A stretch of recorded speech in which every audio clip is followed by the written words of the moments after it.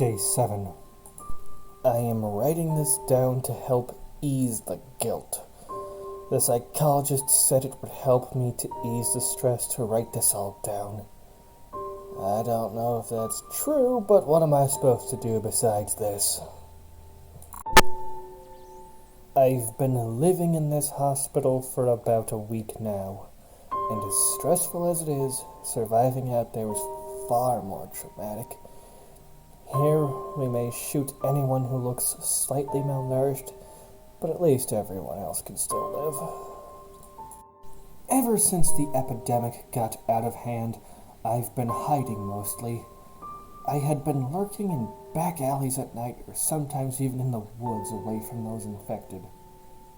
I don't know which is more horrifying, getting the plague or someone with the plague eating me alive. But both of them could be avoided by just simply not going around people, so I suppose it does not really matter. Just gotta stay away from everyone for a few years until it all blows over. Can't be that hard, right? I mean, it is kind of hard. Just walking down the street and seeing people is a sign of trouble. On several occasions, I would see someone 2 blocks away and they would see me. And I had to run and hide in a building or even make a weapon just to kill them. These people are nuts. They run at me and I can see the fire in their eyes. Nothing short of death will stop them from killing and devouring me.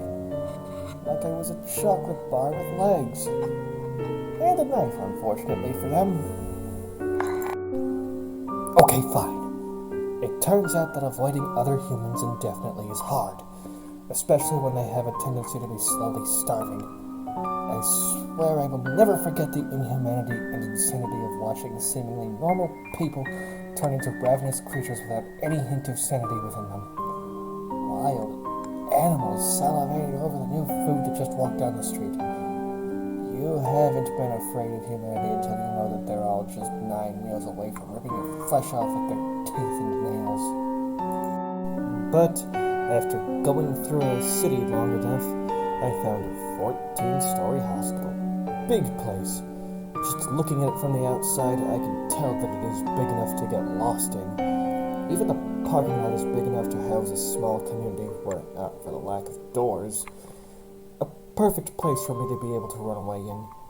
Even if someone found me, I could make my escape and they would have a hard time tracking little old me. But of course, the doors were all locked. Not atypical, honestly. A hospital probably locked down for fear of ravenous people trying to break in.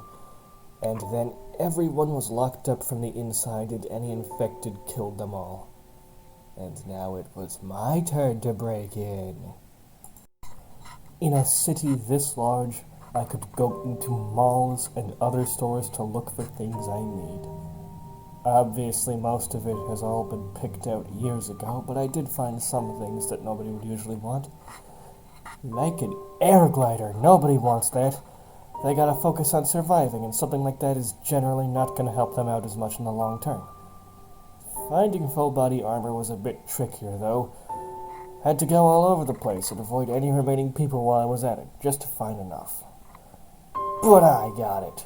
With that, I suited up and air glided into the window on the top floor. No one could break in or even see it from that high up, and I was safe. Other than a broken leg, but honestly it was not too broken and I could still move around. Surprise! The hospital wasn't abandoned after all. There was a community in here who were not happy that I broke their window. They all ganged up on me, and for a second I thought that they might be starved and dying, but they were not. In fact, they were concerned I was the one who was sick. So they tied me up and tested me for it. I was not. I pleaded with them that I just wanted a place to live and that I was a doctor, that they should let me in to try and help to treat them and they're sick or injured. They finally agreed to let me stay for a bit and see how useful I am.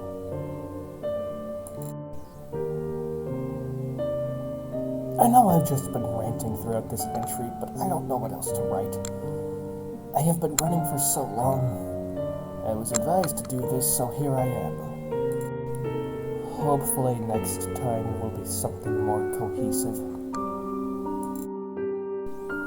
Day 11. Hello again, diary. It has been 4 days since I got you, and things are a bit more relaxed now. At first, people were glaring at me, presumably because I broke through their window, but now, well, they are not. I was actually able to have a lively chat with people, talk about what our hopes and dreams were before the plague, and the possibility of realizing them once it's over. I remember I saw a young couple say they were just about to get married, and they looked so happy together. I hope I get invited if that ever happens. One guy wanted to be a doctor, but right before he was to attend classes, his family locked him up in quarantine. And then one day he had to go hunting on the streets for survival. And he found this group one day and they all took him in. He has a strong work ethic, they say. I think, if they are willing, I might want to teach him some of what I know about medicine. That would make him so happy. It was certainly a more pleasant environment than my first impression led me to believe, but that's probably my fault more than anyone else's. And I also suppose that part of the reason that I got in their good side is because I am now here to help people who have broken legs heal faster. It was quite astounding, honestly. Some guy would come in all mangled up. I asked him how this happened. It was right then and there that I learned that to survive in here, scavengers go out to look for canned foods from stores in town. And every day someone gets a mangled leg from just running away scared at the slightest noise. But sometimes other scavengers are there to fend them off, and they have to fight to the death over a can of beans. Regardless, it is not something that concerns me, as I am trapped in here all day. Can't even go onto a porch to get away from it all. At least I have the windows to give me sunlight and plenty of people to talk to. So it's not a total waste. And the best part is I don't have to hide in the lockers whenever someone comes out looking for food. I think I can get used to this place. Day 21. I made a new friend today. Clara. She's great. I love her. She was the psychologist who advised me to write in this diary. Although with how much I get to talk to people around here, I don't do that as often. Just talking to the people around here is most of what I need to hold on to my sanity. Clara actually worked in a mental hospital on the other side of town from here, and she told me some interesting stories. She had seen a mother who woke up from a 14-year coma induced during pregnancy to disbelieving that her daughter was a young woman, and so she had to help her realize that she was gone for so long. Scary thought, really. It actually made me feel a bit nervous to think about how it parallels this pandemic. We're losing years off of our lives just fighting for survival. But an interesting thing Clara told me was how starvation can affect your mind. While it might have adverse effects on your body, it can also start to make you do things you would not normally do. It's a basic animal instinct. When you are truly starved, your need for survival will take over your mind and make you do anything to get food. And that was something that really sparked my interest, because it showed me why every one of the infected I encounter is so ruthless. They are starved and doing anything to survive. Just because they eat food does not mean that with this illness they are not hungry. It's taking them over. I've spent all this time fighting people that are just as desperate for survival, even more so than I am. And I come out on top. But that doesn't mean that they have to stay this way forever, right? It'll end sooner or later. Day 28. I hate it! I hate everything!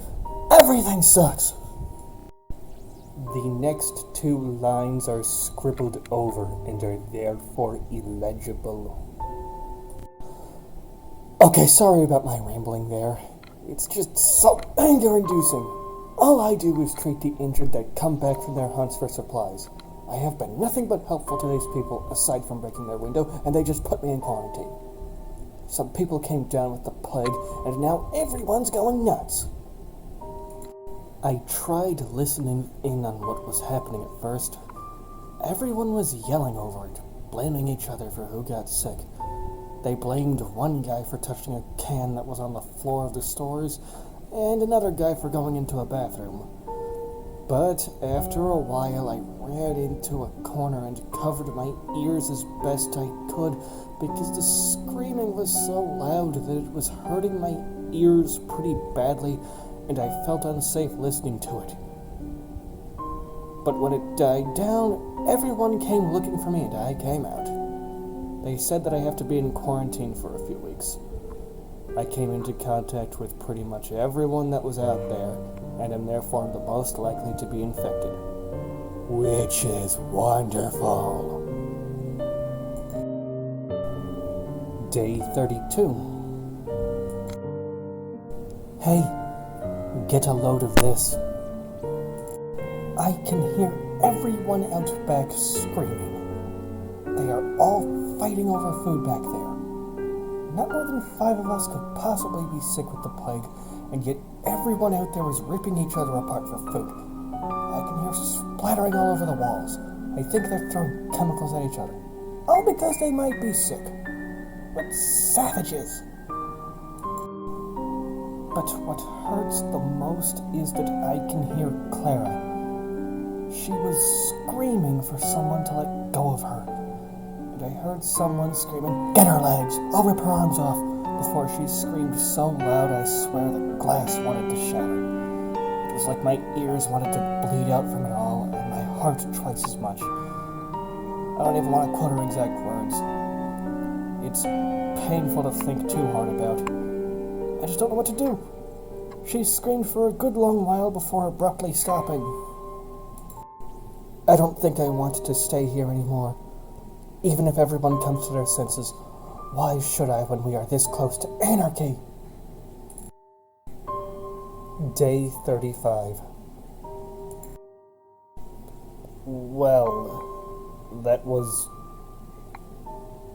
Let me tell you, diary. I came out at around 1 in the morning. People were sleeping in the patient rooms, just like always.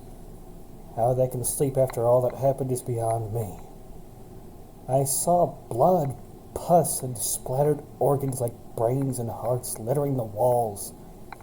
Some of it dried out and turned brown by then, but some of it did not. I tiptoed over to the elevator and I saw something worse. I saw Clara's head, decapitated. She still had a horrified look on her face, and her body was across the hall. I regained my composure and continued towards the elevator. I saw some people who bled out on the hospital beds, all dead, and I saw knocked out teeth littering the floor the closer to the elevator I got. After that, I tried to push any more horrific sights out of my mind just so I could press onwards. I called the elevator down, and someone must have heard me. The elevator came and I hurried inside. I heard them running with their stamping feet towards me, but I pressed a button to go down. I missed them. They slammed on the door, first with their bodies and then pounding on it with their angry fists as they shouted at me that I could not break quarantine. Then they started frantically pressing the button to open the elevator door. But it was too late. I already pressed the descent button and I was on my way down. And when I arrived on the ground floor, I wasted not even a single second bolting out of the doors before they were fully opened. out the front door and into the street and as far away from them as possible, keeping only my clothes and this diary with me. Clara said it would help, and it has. I survived out here for this long already, and if this is how everyone is going to be if I team up with them, I prefer the isolation. Day 43. So I went out into the woods to get away from everyone. Pretty scarce out here, actually. People might be scared of the animals, I guess. And guess what I found? A cabin!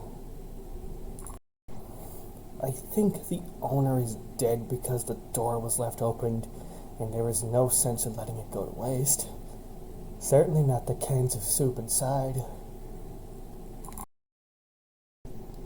Day 50.